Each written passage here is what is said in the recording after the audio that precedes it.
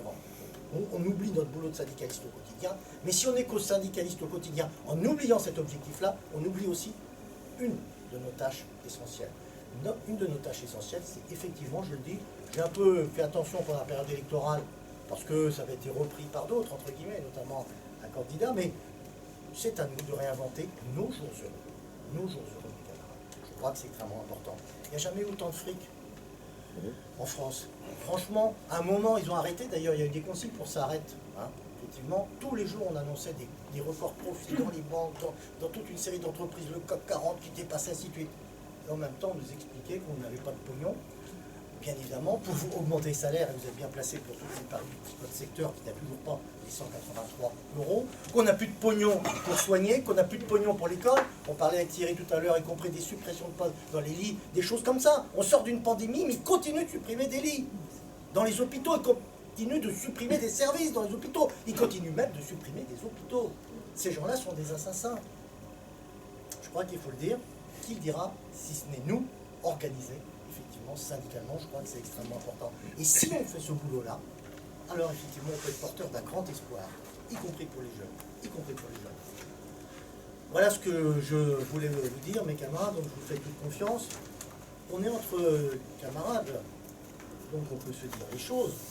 Nous sommes dans une période effectivement compliquée, hein, où la résignation pourrait effectivement tous nous submerger.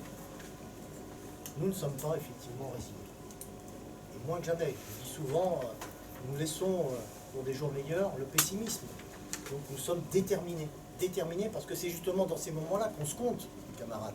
Or, bien sûr, il y a toute une série de sujets qui pourraient nous mettre la tête dans le mur.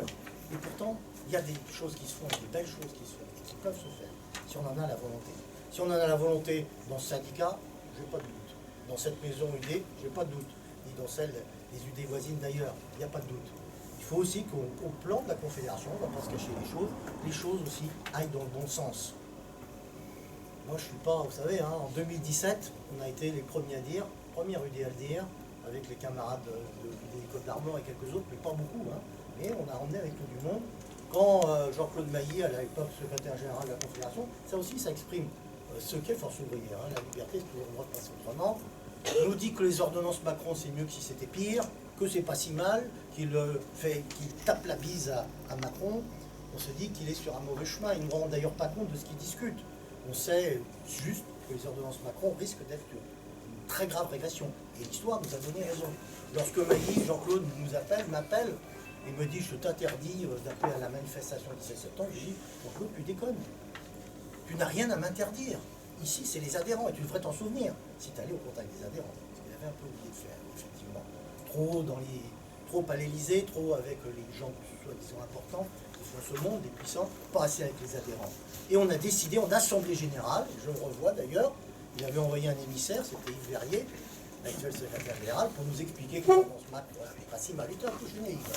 Enfin bon bref, on l'écoutait en toute démocratie. Et on a décidé, les 131 délégués syndicaux responsables ont décidé, dessus de la position du bureau, celle que je proposais, c'est-à-dire de partir en grève contre les ordonnances Macron. Un peu tardivement, il y avait une période de confusion, ça nous a fait beaucoup de mal. Mais on a été avec la CGT, ça veut dire que c'est ça, Force ouvrière, et ça doit le rester. Je le dis parce que il y a un congrès confédéral dans un mois, hein, même pas un mois, c'est à la fin le 30 mai, ça commence le 30 mai, jusqu'au 3 juin, et qu'il va falloir déterminer des résolutions importantes sur l'ensemble des revendications. Je sens déjà que c'est le temps. On a bien compris, je mets en garde ceux qui penseraient, globalement, pas vous spécialement, sur le fait que la question des retraites ne viendrait qu'en automne, ainsi de suite. Ça peut aller très vite, cette affaire-là.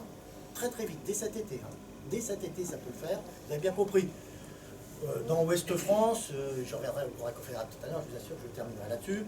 Laurent Berger, il dit exactement les choses telles qu'elles sont, l'opération, le jeu de rôle qui est en train de se faire. 65 ans, jamais, fâché tout rouge.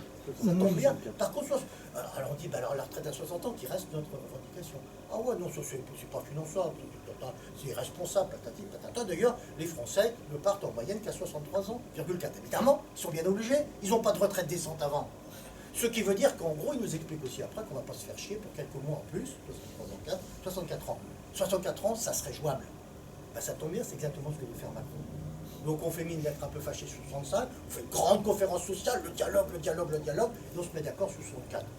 La ficelle est grosse, mais bon, avec moult renforts médiatiques, moult opérations de diversion. Voilà. Dans ce cadre-là, la position de Force ouvrière est déterminante. Parce que si on passait du côté de dire « Ah bah ouais, 64 c'est mieux que 65 », puis on va discuter un peu la pénibilité, ainsi de suite, pour quelques-uns, ainsi de suite, on fait tout exploser, globalement, voilà, là, on est dans la mouise. Donc effectivement, ça va être une vraie question au Congrès confédéral, qu'on maintienne la ligne d'indépendance, qu'il n'y ait pas de complaisance avec le pouvoir, comme on a connu en 2007, on est quand même prudent, en 2017, pardon, les ordonnances Macron. Et je le dis aussi, ça ne sera pas l'objet essentiel, bien sûr, de votre discussion, c'est pas l'idée, mais parce qu'on est entre militants, on doit se dire les choses, c'est pas, vous n'allez pas l'apprendre par la presse, ainsi de suite. Il y a une vraie discussion. Il y a 2 candidats qui se présentent comme secrétaire général de la Confédération. Nous ne faisons pas croire que c'est les mêmes choses. Ils ne sont pas porteurs de exactement la même orientation. C'est une évidence. C'est une évidence. Nous, on est l'écurie de personne. Franchement. Franchement. Hein. Par contre, ce qu'on sait, c'est ce qu'on ne veut pas. Donc il y a un des candidats, il a son parcours, voilà, il s'appelle Frédéric Souillon, il vient de la métallurgie. La métallurgie, c'est une orientation. Eux, ils étaient pour les ordonnances Macron. Ils ont même demandé à Jean-Claude Mailly d'être adhérent d'honneur. Vous savez ce qu'est devenu Jean-Claude Mailly, avec qui il travaille aujourd'hui. Ces porteurs, ils signent absolument tout, dont la convention unique dans la métallurgie, qui fait beaucoup de mal. Je ne vais pas vous raconter. C'est une orientation. Elle existe hein, il faut. D'ailleurs, nos métallos au plan départemental sont contre cette orientation, je dirais, relativement complaisante. On va dire ça comme ça. Ils y ont le droit. En 2018, ils nous trouvaient tellement revendicatifs, justement, qu'ils menaçaient même de partir à l'UNSA. Je dirais que pour certains, ça n'aurait pas fait grand chagrin. Hein. Mais bon, voilà. Savoir qu'ils ont un candidat susceptible de devenir secrétaire général de la Confédération, c'est-à-dire mettre la main sur la Confédération demain, même avec des belles résolutions très nettes, je reste dubitatif et prudent. Voilà. Alors, bon, voilà. C'est une chose. Tout ça pour vous dire qu'on est dans une maison où on se dit les choses. Ça ne se passe pas, et ça ne doit pas se passer dans les coulisses et dans les couloirs. Ça doit être les adhérents qui décident, déterminent, comme ici à l'Assemblée Générale, le mandat, qui fait quoi, quelle équipe, et on rend compte du mandat. Sinon, on est dans un autre monde. Justement, on ne veut pas être dans ce monde CFDtisé. Voilà ce que je voulais dire, mes camarades. Mais c'est normal qu'on soit dans cette situation-là. La situation est trouble, les patrons l'ont dit, veulent, ils sont en mesure de récupérer toute une série d'acquis. Vous savez bien tout ce qu'ils ont pété, sur la retraite évidemment, sur la sécurité sociale, sur tout ça, sur les conventions collectives, vous êtes bien placé pour le savoir. Et ils se disent que ça pourrait, c'est d'ailleurs ce que leur fait remonter le terrain, et pas que les syndicats, la police, les renseignements intérieurs, qui sont ex-RG, qui sont bien renseignés, que ça pourrait péter. Mais c'est diffus pour l'instant, c'est de la colère. La colère, c'est pas de la mobilisation. Hein. Et quand on est sur les réseaux sociaux, ça suffit pas. Hein. Bon, ok. Mais il y a quand même ça. Et ils se disent que la CFDT toute seule pour cadrer tout ce monde-là, même avec la pointe de la CFTC, mais c'est minoritaire, ou de l'UNSA, on l'a vu, hein, l'UNSA, ils ont essayé d'empêcher la grève dans le métro, ils ont perdu tous leurs adhérents qui sont venus aux Forces ouvrières. On est devenu la deuxième organisation à RATP, hein, alors qu'on était 5e et non. Donc ça ne va pas suffire. Il faudrait faire pencher aussi Force ouvrière du côté, je dirais, d'une position complaisante ou de posture. On est contre, mais on ne fait rien pour vraiment résister. Et donc c'est extrêmement important. Donc il y a des pressions énormes en externe pour que FO plie un peu les chines, soit plus modéré, plus responsable, entre guillemets. En gros, accompagne. Donc c'est ce qu'on va exactement refuser. On va se battre tous ensemble. Les délégués iront au Congrès confédéral, ils diront ce qu'ils ont à dire. On déterminera une orientation, un mandat. J'espère qu'il y aura une équipe en adéquation avec ce mandat de combat. Résister, revendiquer, reconquérir reste notre ligne, notre fil à plomb, mes camarades.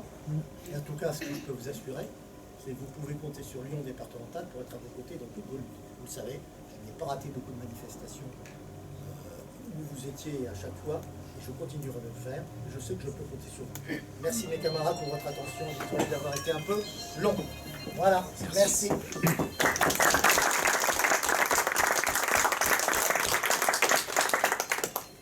On va passer à la présentation du complément oral du rapport d'activité. Oui, merci Nathalie, merci Fabrice. Effectivement, alors je ne crois pas que je peux être suspect de complaisance vis-à-vis de la macroneuse, vous me connaissez trop bien pour ça, mais j'ai un petit côté macronien au sens où J'estime qu'il faut mener le syndicalisme en même temps, en marchant sur nos deux jambes. L'interprofessionnel tel que incarné et habité, porté par Fabrice notamment. Les travailleurs et les travailleuses sociaux sont des travailleurs comme les autres. Je rappelle que nous sommes issus de l'héritage vocationnel et religieux. Non, les travailleurs et les travailleuses sociaux ont le droit d'avoir des droits. D'accord? Ça, c'est une première chose. Les employeurs ont tendance à l'oublier. Donc nous sommes aux côtés des autres travailleurs, avec les cheminots, avec les coiffeurs, avec les plombiers, avec nos camarades de la fonction publique qui exercent parfois les mêmes missions que nous y reviendrons. Et bien sûr, nous sommes des militants syndicalistes fédéralistes. C'est-à-dire que cette affaire-là, elle ne connaît pas les frontières des départements et ne connaît pas les frontières des nations. Nous sommes fédéralistes et internationalistes et à partir de là, nous considérons que notre propre émancipation, c'est notre affaire. Et il faut construire pour cela les outils émancipateurs, c'est-à-dire l'interprofessionnel, l'outil fédéral, la fédération. Et on rencontre du mandat exercé, porté en votre nom, à la fédération. Nous en discutons aussi dans l'interpro. Et bien évidemment, c'est vous qui appréciez la manière dont le combat et la lutte syndicale est engagée. Dans la situation, effectivement, on peut dire que le SDAS FO 35 n'a pas chômé. On ne voulait pas, en même temps, on luttait contre, on l'avait dit dans une de nos affiches, ni Covid-19, ni CAC 40. Il fallait lutter en même temps contre la résiliation et effectivement la peur d'une maladie et des pandémies qui a fait des millions de victimes de par le monde, mais aussi ce qui a ajouté du malheur au malheur, c'est que pendant 40 ans, on avait cassé l'hôpital public et on avait supprimé des lits, comme Fabrice l'a dit, et supprimé des places vitales, et on aurait eu sensiblement beaucoup moins de victimes et beaucoup moins de personnes, nos aînés qui sont décédés notamment, et ça c'est juste inacceptable. Il y a un fossé de sang entre le libéralisme et la classe ouvrière. Il faut se redire les choses, ce fossé de sang, il n'est pas prêt de se combler. Nous savons d'où nous venons et c'est pour ça que nous savons où nous voulons aller. Voilà. Et effectivement, quand on a fêté le 1er mai avec nos camarades de la fédération, avec nos camarades de l'UD, je rappelle que le 1er mai, quand les travailleurs se battaient pour la journée de 8 heures, on leur envoyait l'armée. Et on tirait dans le tas, et des enfants mouraient, et c'était à Fourmies, c'était dans le nord de la France, et ils l'ont fait à Villeneuve-Saint-Georges, ils l'ont fait dans beaucoup d'endroits, et ça on ne l'oublie pas, on est toujours sur la courbe du deuil dans cette affaire-là, et le deuil, ce n'est pas un vain mot dans le secteur social et médico-social, parce que le quotidien du SDAS, c'est effectivement des collègues en burn-out, des camarades qui se suicident, et nous avons eu à connaître, c'est pour ça que notre section syndicale, par exemple, à la race, s'appelle la section syndicale Béatrice Tourneur, on a la mémoire longue. On a la mémoire longue au SDAS, ni oubli, ni pardon, ni talion. On n'est pas là pour faire le command de talion, c'est pas ce qui nous engendre. La justice, ce n'est pas la vengeance, c'est la mémoire. La justice, ce n'est pas la vengeance, c'est la mémoire. Ça, il faut jamais se perdre ça de vue. Et dans la situation, effectivement, on a accompagné sur le terrain de la prise en charge, de la prise en compte, de la souffrance psychique. Moi, j'ai une pensée actuellement pour Valérie, qui est une de nos adhérentes. Valérie, elle est AMP, tout comme Latifa, et s'occupe de personnes handicapées vieillissantes. Et Valérie, on lui a dit, Valérie, vous êtes inutile, vous êtes suspendue, Valérie. Vous êtes suspendue, voilà. Et Valérie, elle a été compensée sur le versant de l'effondrement psychique. Et on lui a dit, vous êtes dorénavant, vous êtes inutile. On a nos camarades Marie-Laure et Stéphanie qui sont présents, nos camarades de l'ADAPI qui, pareil, alertent. Il se trouve, je racontais l'anecdote quand je suis venu chercher Nathalie à la gare, j'ai croisé un délégué régional employeur de Access, d'Excel. Il se trouve que c'est le DG de Marie-Laure et de Stéphanie, c'est Mathieu Thiebaud. Et Marie-Laure, pas plus tard qu'il y a 2 jours, a fait un droit d'alerte sur ce qui se passait sur le foyer où on était avec Fabrice, sur le foyer Bourg-Chevreuil, parce qu'effectivement, on fait bosser à certains moments du fait de l'absence de pool de remplacement, on fait bosser les collègues qui sont testés positifs, Et on a des suspendus négatifs qui ne peuvent pas travailler, qui sont suspendus et qui n'ont pas de salaire. Comment c'est ce qui est arrivé à Patricia, une de nos adhérentes, c'est ce qui est arrivé à Frédéric aussi, c'est ce qui est arrivé à Charlène, et ça, on ne l'oublie pas. C'est-à-dire que nous sommes toujours, mes camarades, pour l'abrogation du décret scélérat du 5 août 2021. Et ce jour-là, la Macroneuse est passée à l'acte 2 fois, parce qu'elle privait la classe ouvrière de son gagne-pain. Ça, c'était une première chance, et de son travail. Et double peine. Deuxième effet qui se coule, mes camarades, l'arrêté du 5 août 2021, c'était aussi l'arrêté de fusion administrée avec nos camarades des CHRS qui supprimaient une convention collective, non pas parce qu'elle ne fonctionnait pas, la CHRS fonctionne très très bien.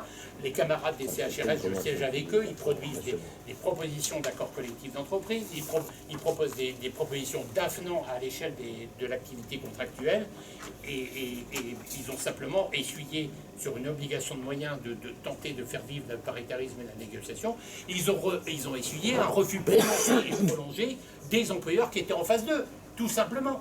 Et sauf qu'aujourd'hui, le glissement sématique, ce n'est plus une obligation de moyens de négocier, c'est une obligation de résultat.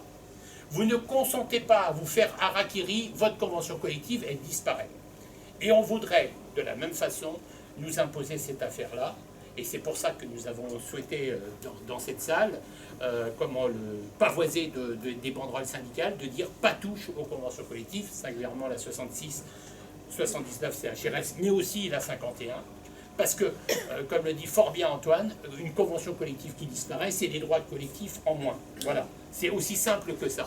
Et quand nous avons une convention collective unique, demain, elle peut aussi disparaître au nom de la guerre à outrance.